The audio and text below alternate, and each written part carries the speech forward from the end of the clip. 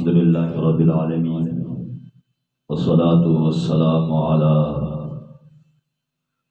حبيب رب العالمين سيدنا محمد وآله وأصحابه وذرياته وأهل بيته وعلماء سنته وعلماء ملته أجمعين. أشهد أن لا إله إلا الله وحده لا شريك له وأشهد أن محمدا عبده ورسوله أكرم عبد وأعظم رسول صلى الله عليه وعلى آله وأصحابه أجمعين. أما بعد فأعوذ بالله من الشيطان الرجيم. بسم الله الرحمن الرحيم. وتعاونوا على البر والتقوى. وقال الشاعر مولاي صل وسلم دائما أبدا على حبيبك خير الخلق كلهم. هو الحبيب الذي ترجى شفاعته لكل حول من الأهوال مقتحم. تقارون حال تگورا حالی سشو، تقارون حال تگورا حالی سشو، راشا مکوا انکار د درویشانو. ہمیشہ با سر زنگون پا پکر ناستے، ہمیشہ با سر زنگون پا پکر ناستے، در رحمان حاسی مشغول پا سنامشی. کہ محمد سے وفا تو نے تو ہم تیری ہے، یہ جہاں چیز ہے کیا لوح قلم تیری ہے. ان اللہ و ملائکتہ یصلون علی النبی یا ایہا الذین آمنوا صلوا علیہ وسلموا تسلیما. درود شریف من محبت سے اللهم صل على سيدنا مولانا محمد وآله وعترته بعدد كل معلوم لك. معزز سامعین، معتدی اخبل دا اساتذ کرام دا طرفنا کوم موضوع راکړل شوی دا هغه په ایصال ثواب باندې دا،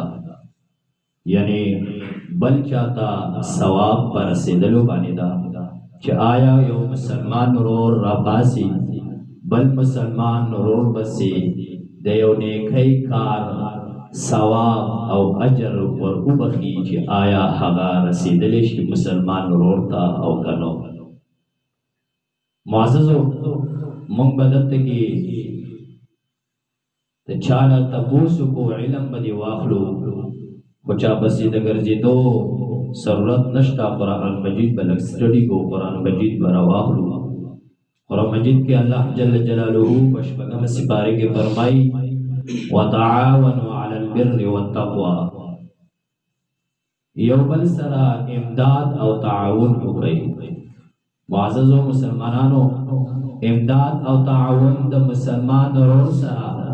په ژوندون باندې هم کېږي او د مرګ نه بعد هم کولی شي. لکه څرنګه په ژوندوني باندې مونږ او تاسو یو مسلمان ورور سره امداد کوو، د مسلمان ورور سره تعاون کوو، هم دغه شان دی د مرګ نه بعد کولی شي. لکه په ژوندوني باندې مثال یو مسلمان ورور دی، هغه په تیاره کې دی، په تیاره کې روان دی، هغه دپاره د رڼا دپاره تا یو صورت جوړ کړو، یو شیز دی ورکړلو، هغه به هغه تیاره کې په رڼا سره هغه لاړو. دې ته امداد او تعاون ویلی شي. مثال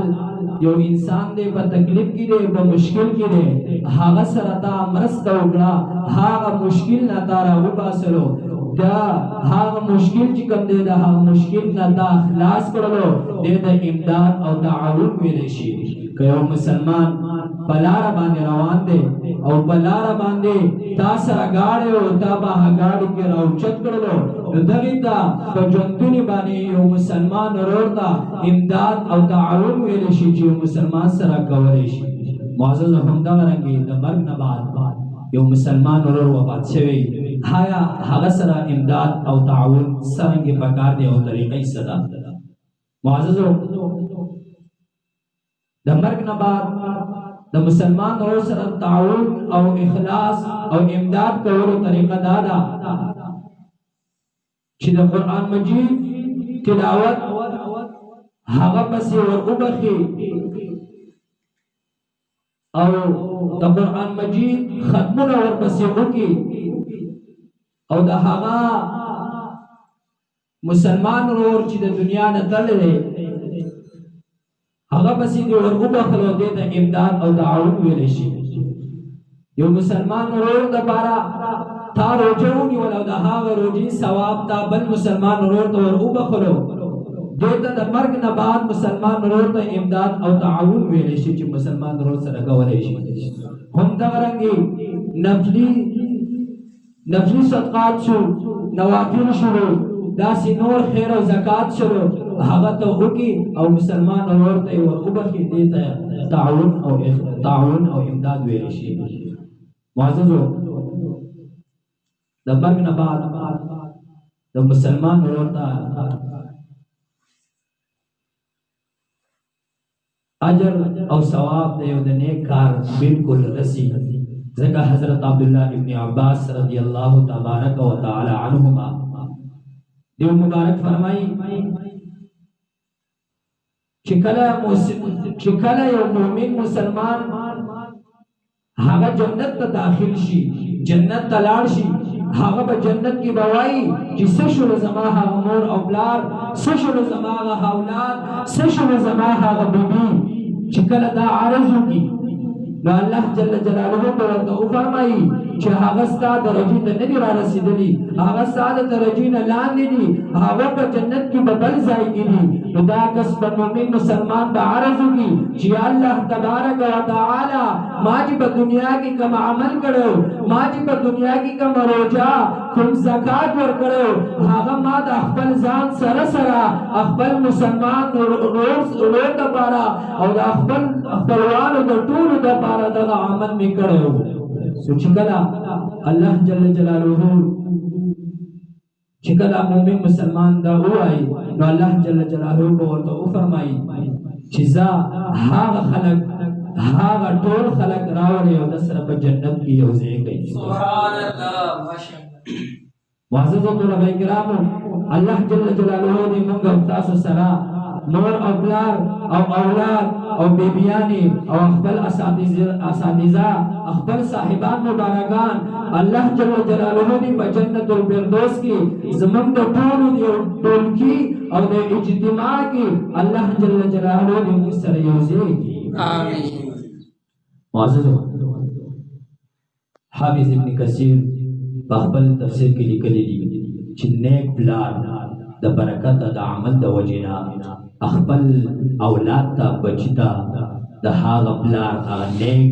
عمل چې کوم دی د هغه د برکت بچی ته پیدا او نفع ورسوي خو د بچی وړوکي درجه او نقشان دی معمولی عمل هغه د ډیری کولو سره هغه عمل باندې همیشوار کولو سره هغه د پلار غټ درجو او غټو مرتبو ته ورسېدلی شي سبحان الله همدغرنګې نیک اولاد د عمل د وجې او د عمل د برکته مور او پلار ته فایده ورسوي حضرت ابو هريره رضی الله تبارک و تعالی عنہ دیو مبارک فرمائی دیو مبارک رسول الله مبارک یو حدیث مبارک نقل کوي چې محمود علیہ السلام مبارک فرمایلی دي چې الله جل جلاله بعض خپل بندگان په جنت کې بعض خپل نیک بندگانو ته په جنت کې د هغو د عملونو د وجینا رب ذوالجلال به ورته اوچتې مرتبې او اوچتې درجې به ورته ورنصیب کړي او ورکړي به هغه خلک هغه بندگان د الله جل جلاله به عرض وکړي